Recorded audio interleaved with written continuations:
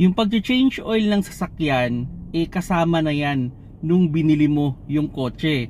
Actually, may naitanong lang sa akin na bakit daw kailangan i-change oil yung sasakyan.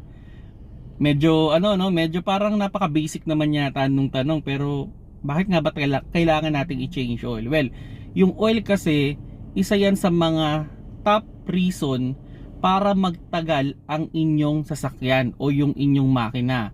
Hindi kayo tumirik, hindi kayo gumastos ng malaki.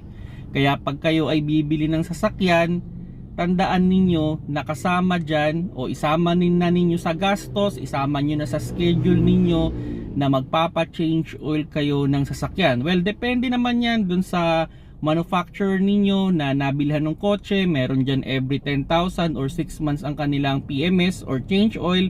Meron namang every 3 months or every 5,000 kilometers. Kaya pag bibili kayo ng kotse, alamin ninyo kung kailan ba yung maintenance ng inyong kotse at laanan nyo siya ng pera at laanan nyo siya ng oras.